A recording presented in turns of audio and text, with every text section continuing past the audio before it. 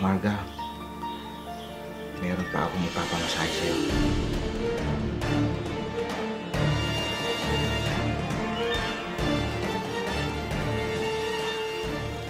Ano po yan, kuya?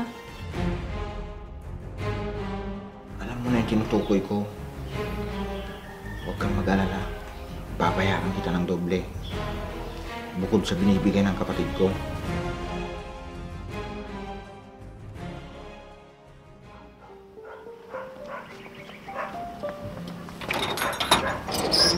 Halika, tuloy ka. Sige po.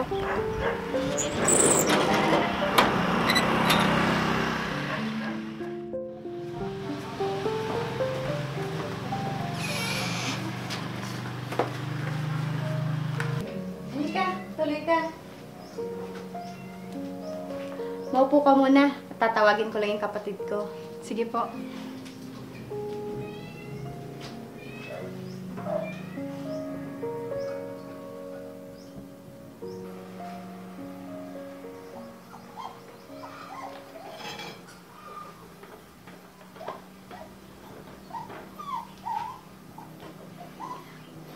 Franz, si Marga nga pala, ang bago mong makakasama at mag-aalaga sa'yo dito sa bahay. Magandang araw po.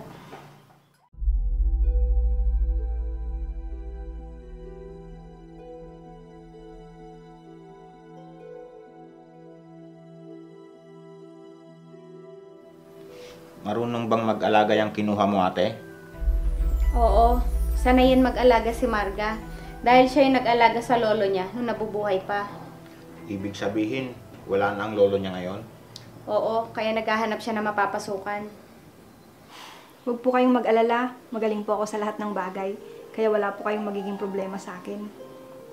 O diba, Franz? Wala ka nang iisipin pa pag pumasok ako sa trabaho. Sige. Basta sumunod ka lang sa mga sasabihin ko, magkakasundo tayo. Opo, kuya.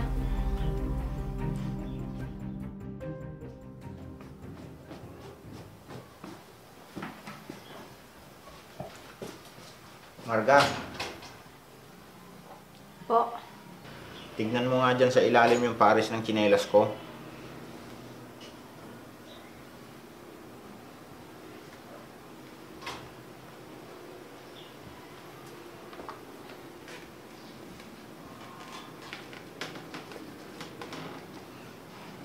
Ayan, kuya. Ayos na po. May kailangan ka pa, kuya? Pwede mo bang hilutin tong pako para gumaling na?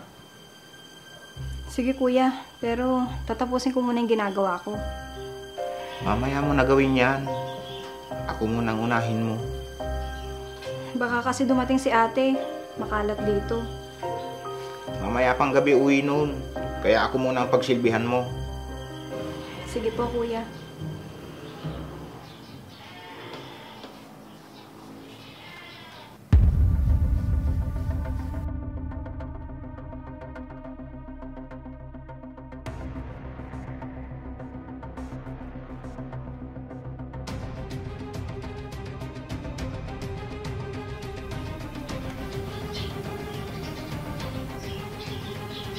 Kuya, ayos lang po kayo.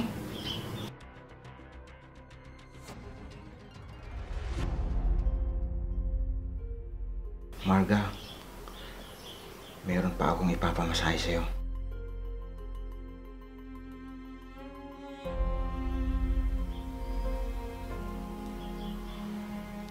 Ano po yan, kuya? Alam mo na yung tinutukoy ko. Huwag kang mag-alala. Babayaran kita ng doble. Bukod sa binibigay ng kapatid ko.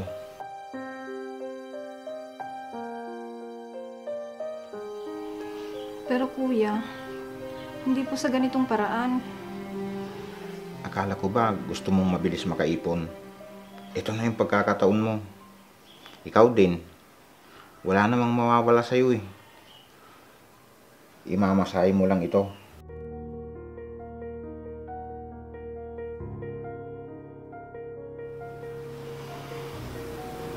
Sige po.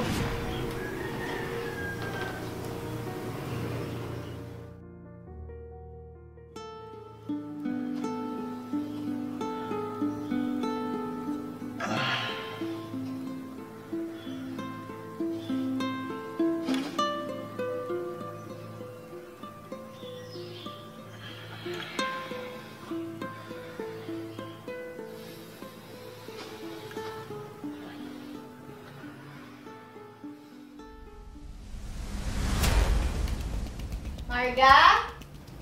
Marga? Bakit ang kalat dito? Marga? Marga? Marga? Ate, Oh, anong ginagawa mo dyan sa kwarto ng kapatid ko? nagligpit lang po ako ng kalat dito sa kwarto niya. O bakit ang kalat doon sa sala?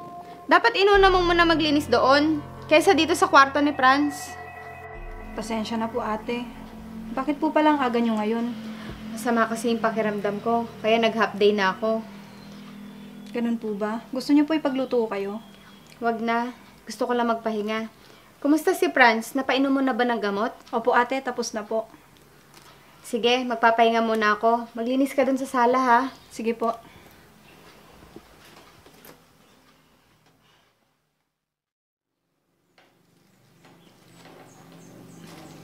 Marga? Marga? Marga? Wala si Marga. Naglalabas siya sa likod. Bakit mo ba siya hinahanap? Ah, ganun ba? Mamaya pagkatapos niya, papuntahin mo siya sa kwarto ko ha. Magpapamasahe lang ako ng paa. Gusto mo ako na lang magmasahe sa'yo? Wag na. Di ba, mag-grocery ka? Umalis ka na. Tulungan mo na nga lang ako pumunta sa kwarto.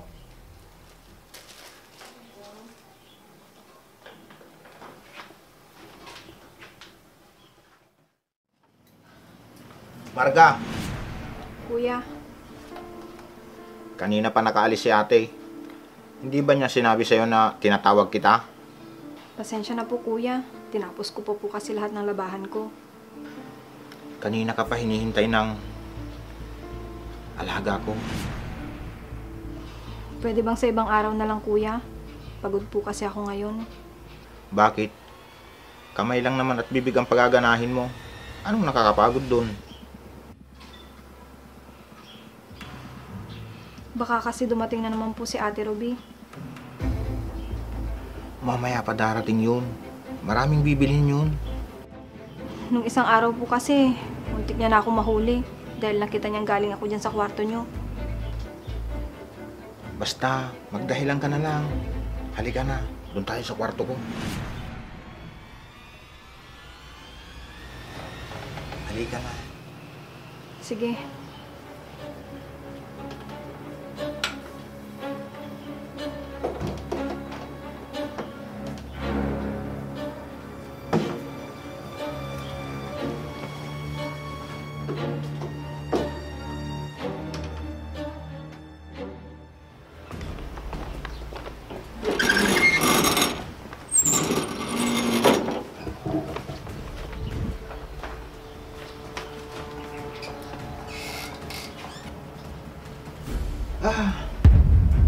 Sige pa, bilisan mo pa. Ganito po ba kuya? Oo, ganyan nga. Sige lang. Bilisan mo pa. Malapit na ako.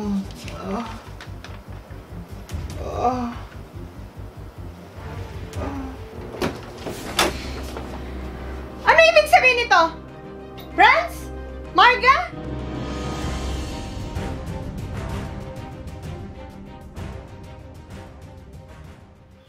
Ano, Franz? Kaya pala si Margang gusto mong magmasahe sa'yo. Ibang masahe pala yung ginagawa niya sa'yo. Ano bang masama doon? Wala naman akong asawa. At isa pa, nasa hustong edad na si Marga. Franz, hindi ka na nahiya. Eh parang tatay ka na ni Marga. May kapansanan ka na nga at lahat. Yan pa rin ang nasa isip mo?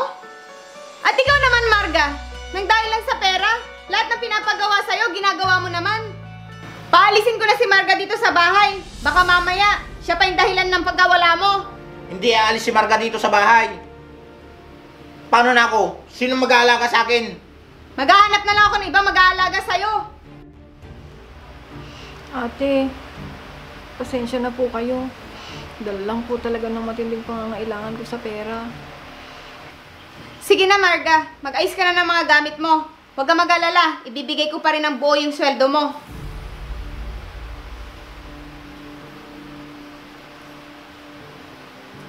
At ikaw naman, Franz. Mag-usap tayo mamaya.